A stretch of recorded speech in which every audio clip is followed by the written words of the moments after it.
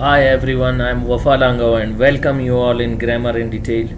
Today we are going to discuss the sixth modal auxiliary verb that is known as may, and we will be discussing it as in secondary level and little bit the definition of modal auxiliary verbs. Definition of modal auxiliary verb is must, ought to, should, can, could, may, might, will, shall, would, and used to are called the modal auxiliary verbs.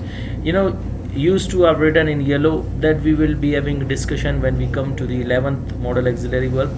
Some of the grammarians say that it is a modal auxiliary verb, and some of them they say that it is a structure. So we will be having argument about it and how we are going to change it so that in passive voice that we will also discuss. So somehow used to are called the modal auxiliary verbs. We have already done the previous ones, those are known as the must, ought to, should, can, could, and today we will discuss must. Before starting may, let's begin and discuss a note that we will learn the detail of modal auxiliary verbs in parts of speech. Keep in your mind the detail of parts of speech. When we start there, you will be learning the modal auxiliary verbs and their usages, all the things. Yes, one another note is there. Modal auxiliary verbs are studied in two categories, the secondary level and the second one is known as the primary level. One thing should be noticed that in secondary level, here we will learn the percentage or the possibility of a modal auxiliary verb, and in primary level here we will learn the usages of modal auxiliary verbs. So let's begin the sixth one, that is known as may. May is less powerful than could and more powerful than might. And one another thing, as I have discussed with you people, can gives the present meaning here, could also gives the present meaning. If it gives the present meaning, then it is less powerful than can. You can also use it for the past, which we have discussed in previous lecture, and for more detail you can go for the modal auxiliary verb could, how we have discussed that.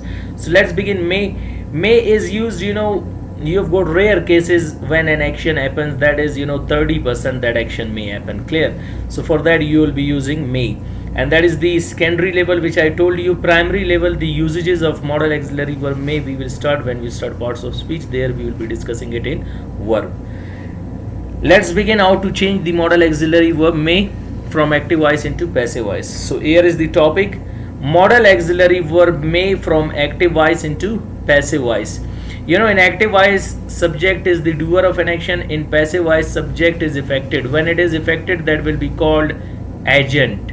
You ask someone do something, that will be known as agent, but doer of an action in this sentence will be called agent, not the object, because we have the passive rules. If you go for the basic rules which we have studied in previous lecture, that subject takes the place of object and object takes the place of subject. When this subject takes the place of object, that will be called agent, and agent the one who does an action in a sentence, and object, this one takes the place of subject.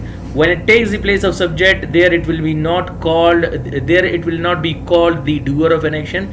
Here it will be called the title subject or the topic subject which we are talking about. This should be in your mind. Why I focus on this, most of the students, they consider that it is the doer of an action subject, but that is wrong. That should be in your mind, that is title subject which we are talking about, and agent the one who does the action. Now simple sentences we have for the modal auxiliary verb may. What are simple sentences? Those sentences which make simple statement and end with full stop. Formula for that, subject plus may plus bare infinitive, object, full stop. After modal auxiliary verb, we also use bare infinitive. We always use bare infinitives. What are bare infinitive? These are one of the kinds of verbal. Then verbal has got three kinds: gerund, participle, and infinitive. Then infinitive has got 9 kinds. One of them is known as bare infinitive. For the time being, what is bare infinitive? When a verb works as a noun in a sentence, when a first form of verb works as a noun in a sentence, is called bare infinitive. We use it with some of the causative verbs, as well as you will be using it after modal auxiliary verb. So may is a modal auxiliary verb where you are going to use bare infinitive, then object, full stop. In passive voice, formula is subject may plus be plus past participle or third form of the verb by plus agent and full stop. You may pass the test. Test may be passed by you. He may attend the class.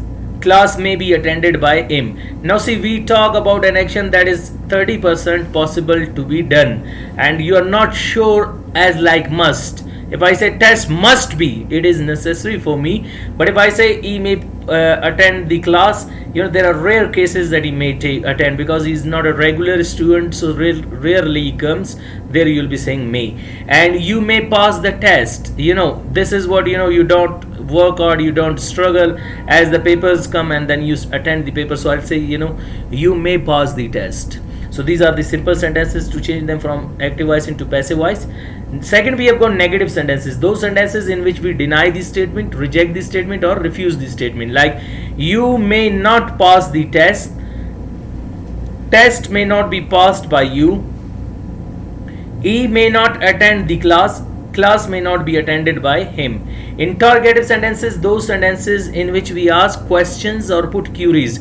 There you will be bringing modal auxiliary verb at the beginning, like we'll say, may you pass the test. May test be passed by you. May he attend the class. May class be attended by him. It is used for permission, but there it is another way to ask someone in a polite way. Their usages we will be learning in primary level, as I told you before. Now, formal sentences, those sentences in which we ask question, bring may at the beginning, and deny the statement putting not, and we ask them in a formal way, polite way, respectful way, or we use it with our elders. May you not pass the test. May test not be passed by you. May he not attend the class. May class not be attended by him.